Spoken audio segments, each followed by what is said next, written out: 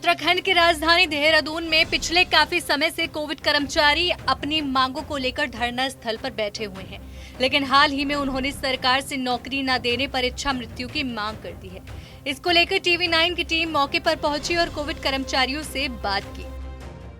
हम लोग इतने परेशान होने के बावजूद अब जब लास्ट कोई चारा नहीं बचा हमारे पास, जब यहाँ से भी कहीं उम्मीद नहीं रही, तो राज्यपाल महामहिम से हमने एक ही उम्मीद लगाई कि अब हमें नौकरी से कोई मोह नहीं रहा, हमें इच्छा मृत्यु दे दीजिएगा। जितने भी कोविड कर्मचारी हम लोग उत्तराखंड में हमने काम करा था। आपने एक लेटर लिया हुआ, इसमें क्या लिखा हुआ है? मैं अपने सहयोगी से कहूँगा वो दिखाएं ज़रा। सर इसमें जी, ये हमारा खून का लिखा हुआ लेटर है सर। खून से लेटर लिखा हुआ था।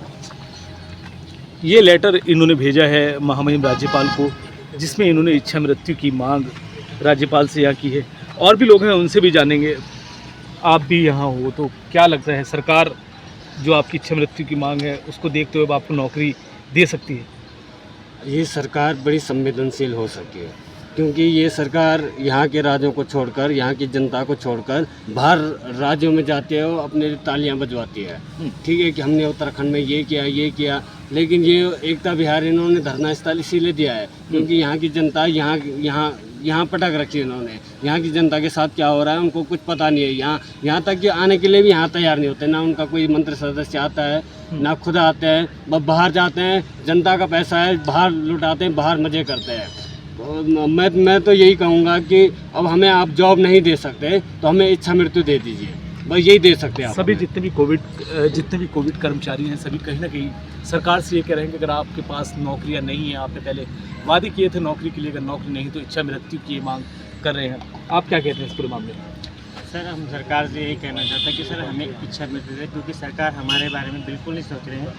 क्योंकि हमने बहुत प्रयास करे, हाथ पैर माले, हर मंत्री से हमने मिल चुके हैं, पर अभी तक उन्होंने हमें कोई भी आश्वासन नहीं दिया है। बिल्कुल भी एक सरकार ऐसी हो चुकी है कि बहुत बुरा समय हो चुका है सरकार। चलिए, और आपसे जाते जाते आपसे जी आप कुछ कह रहे हैं? सर, एक तरफ माननीय मुख्यमंत्री जी सशक्त युवा समृद्धि प्रदेश की बात कर रहे हैं। कौन से प्रदेश की बात कर रहे हैं और कौन से युवाओं की बात कर रहे हैं? हम डेली उनके जो पेज है ना फेसबुक पे, उनको देखते हैं कि क्या क्या अभिभाषण कर रहे हो। ठीक है ना, तो कौन सा प्रदेश, कौन से सशक्त युवा और समृद्धि प्रदेश, कौन से प्रदेश की बात कर रहे हैं? हमारे प्रदेश की हाल तो ये है। दरअसल ये लोग कोविड के समय से कर्मचारी हैं और इन लोगों ने लगातार लोगों की सेवा भी की, जिसके बाद अब इनका कहना है कि सरकार से हमें कहने का कुछ फायदा नहीं हो रहा।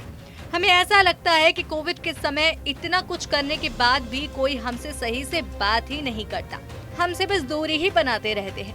काफी परेशान इन कर्मचारियों ने अपना दर्द बताते हुए कहा कि हमें 4 महीने हो गए सरकार से जवाब मांगे, लेकिन अभी तक हमें कोई जवाब ना मिलने की वजह से हम अब एक और चीज सरकार से मांगते हैं और वो है इच्छा मृत्यु।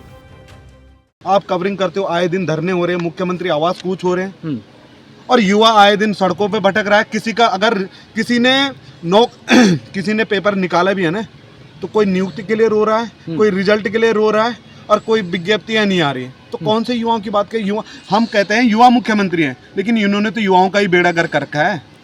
इन्होंने तो युवाओं का ही बेड़ा गर्क कर रखा है। कहीं जाके रोड शो करते हैं, अरे अपने प्रदेश तुमसे संभाला नहीं जा रहा है, दूसरी जगह जाके ढिंडोरेबाजी करते हो।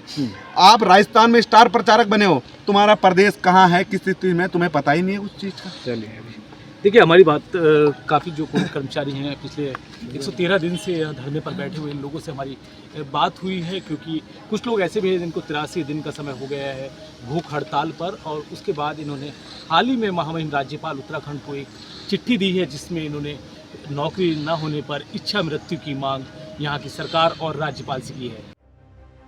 बताते चले कि कोविड कर्मचारियों की मांग है कि उनकी नौकरी बनी रहे, लेकिन सरकार कोविड के बाद उन्हें नौकरी नहीं दे रही है, जिसके बाद हार मानकर उन कर्मचारियों ने भूख हड़ताल की, लेकिन कोई जवाब न मिलने पर अब सरकार से इच्छा मृत्यु के लिए मांग कर डाली। साथ ही उन्होंने इस बात की चेतावनी भी दी कि अगर जल्द हमारी मांग पूरी नहीं की गई तो किसी भी समय कोई भी गलत कदम हम उठा सकते हैं। इसी के चलते कोविड कर्मचारियों ने ये भी बताया कि सरकार ने विभाग में समायोजित करने का वादा भी किया था, जिसका उनके पास वीडियो भी है, लेकिन अब तक उत्तराखंड सरकार उनकी सुन भी नहीं रही है। सर इच्छा मृत्यु जब सरकार की आंखें खुल जाएगी, जब वो हमारे बारे में सोच नहीं सकते, तो यहाँ पे आके कम से कम हमें इच्छा मृत्यु दे दीजिएगा बस। बाकी यही है, हम कोविड कर्मचारियों की कहना है सरकार को। सरकार ये चाहती है कि हमने कोविड में करके मतलब कोविड में काम करके शायद कितना बड़ा पाप कर दिया हो। कोविड में जो मतलब परसों का एक प्रकरण देखा आपने, ओपनल वाले 2 मिनट के लिए उन्होंने 1 दिन का धरना करा था केवल यहीं अपने विभाग में। उनका मंत्री आके उनको ज़मीन में आके उनसे उनकी मुलाकात करता है, ज़मीन में आके बैठता है, उनकी बातें सुनता है। हमारा मंत्री पिछले 5 महीनों से हम लोग यहाँ पे बैठे हैं, आने के लिए तो छोड़, हम जाते हैं वहाँ पे तब भी हमें मुँह नहीं लगाया जाता। हमसे बात करने तो दूर, हमसे मतलब भेदभाव वाली नीति अपनाई जाती है। हमारे आगे के लोग मिलने चले जाते हैं अंदर, हमें वहीं से मना कर दिया जाता है कि तुम कोविड वाले हो सर, अभी बिजी हैं, ये हैं, उधर चले गए, ये चले गए। पिछले 5 महीनों से यही हुआ। हम लोग इतने परेशान होने के बावजूद अब जब लास्ट कोई चारा नहीं बचा हमारे पास, जब यहाँ से भी कहीं उम्मीद नहीं रही, तो राज्यपाल महामहिम से हमने एक ही उम्मीद लगाई कि अब हमें नौकरी से कोई मोह नहीं रहा, हमें इच्छा मृत्यु दे दीजिएगा। जितने भी कोविड कर्मचारी हम लोग उत्तराखंड में हमने काम करा था। इन कर्मचारियों को धरना पर बैठे 113 दिन हो गए हैं, लेकिन अभी तक सरकार की तरफ से कोई जवाब नहीं मिला। इसी के साथ 83 दिन से वह लोग भूख हड़ताल पर भी बैठे हुए हैं और अपनी मांग के लिए अड़े हुए हैं। देखना होगा कि आखिर कब तक सरकार इनकी परेशानियों का हल निकालने में इनकी मदद करेगी। एक तरफ माननीय मुख्यमंत्री जी सशक्त युवा समृद्धि प्रदेश की बात कर रहे हैं। कौन से प्रदेश की बात कर रहे हैं और कौन से युवाओं की बात कर रहे हैं? हम डेली उनके जो पेज है ना फेसबुक पे, उनको देखते हैं कि क्या क्या अभिभाषण कर रहे हो, ठीक है ना। तो कौन सा प्रदेश, कौन से सशक्त युवा और समृद्धि प्रदेश, कौन से प्रदेश की बात कर रहे हैं? हमारे प्रदेश के हाल तो ये है, आप कवरिंग करते हो, आए दिन धरने हो रहे हैं, मुख्यमंत्री आवास कूच हो रहे हैं और युवा आए दिन सड़कों पे भटक रहा है। किसी का अगर किसी ने पेपर निकाला भी है ना, तो कोई नियुक्ति के लिए रो रहा है, कोई रिजल्ट के लिए रो रहा है और कोई विज्ञप्तियां नहीं आ रही है। तो कौन से युवाओं की बात करें? युवा, हम कहते हैं युवा मुख्यमंत्री हैं, लेकिन इन्होंने तो युवाओं का ही बेड़ा गर्क कर रखा है। इन्होंने तो युवाओं का ही बेड़ा गर्क कर रखा है। कहीं जाके रोड शो करते हैं, अरे अपने प्रदेश तुमसे संभाला नहीं जा रहा है, दूसरी जगह जाके ढिंडोरेबाजी करते हो।